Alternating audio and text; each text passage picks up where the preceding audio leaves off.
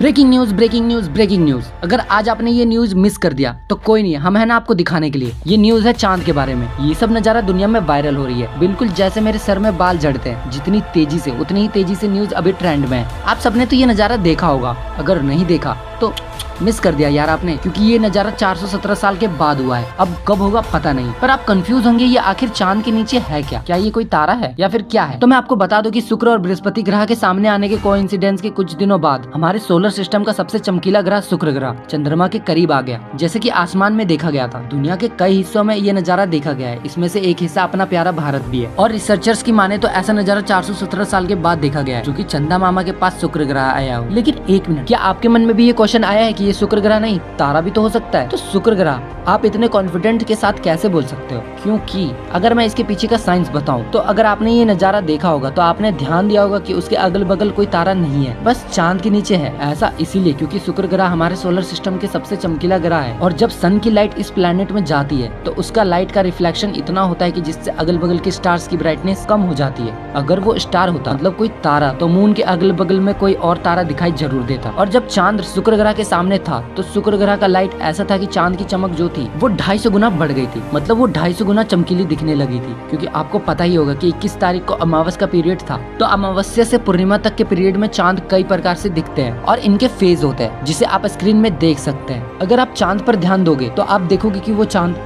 Warning crescent face में था। इसका मतलब है कि जो अमावस्या के बाद जो फेस आता है वो इसी फेस में था। मतलब अगर साइंटिफिकली बात करें तो चांद जितना चमक रहा है उतना हमेशा चमकता नहीं है, क्योंकि अमावस्या के बाद के फेस में चांद की रोशनी कम होती है, क्योंकि उसकी रोशनी सिर्फ उसके सतह पर जाती है, इसकी वजह से लाइट कम रिफ्लेक्ट होती है। और अगर आपको एक अच्छी बात बताऊं तो सोलर सिस्टम के सबसे चमकीले ग्रह के सामने आने से चांद की रोशनी में बदलाव आया, जो कि 250 गुना थी। मतलब चांद की रोशनी हमेशा के मुकाबले 250 गुना तेजी से चमक रही है, जो कि बहुत अजीब बात है। पर अब बात की जाए कि शुक्र ग्रह सबसे चमकीला ग्रह तो है, शुक्र ग्रह ही सबसे चमकीला ग्रह क्यों? इसका रीजन है कि शुक्र ग्रह में जो एटमॉस्फेयर इसके चमकीलेपन का कारण है, जो अपने ऊपर पड़ने वाली सूर्य के प्रकाश के लगभग 3/4 भाग को रिफ्लेक्ट कर देता है, और सन के लाइट के रिफ्लेक्शन से ये ग्रह सबसे चमकीला ग्रह बनने का हकदार बन जाता है। ये सब तो फिर भी ठीक है कि 417 साल बाद ऐसा नजारा देखने को मिला और चांद के अगल बगल और कोई तारे का ना होना, ये सब कोइंसिडेंस तो ठीक था। पर आपको पता है जब ये वीनस मतलब शुक्र ग्रह मून के करीब आया था तब की डेट थी 24 मार्च और डे था फ्राइडे मींस शुक्रवार, और पृथ्वी के शुक्रवार के दिन शुक्र ग्रह का दिखना और शुक्रवार के दिन ही शुक्र ग्रह के इतने करीब आना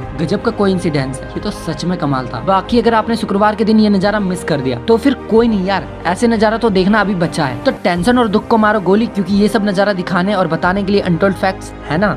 तो अगर आपको ये वीडियो इन्फॉर्मेटिव लगा और अच्छा लगा हो तो वीडियो को लाइक करके चैनल को सब्सक्राइब जरूर कर ले, और हाँ बेल आइकन तो दबाना भूलना मत। क्या पता ऐसे नज़ारे फिर हो और आपको पता ना चले इसके पीछे की सच्चाई, तो हम बताएंगे यार आपको। आज के लिए इतना ही, फिर मिलते हैं अगली वीडियो में एक कमाल के टॉपिक के साथ। तब तक के लिए जय हिंद, नमस्ते, खुदा हाफिज, टाटा, बाय बाय।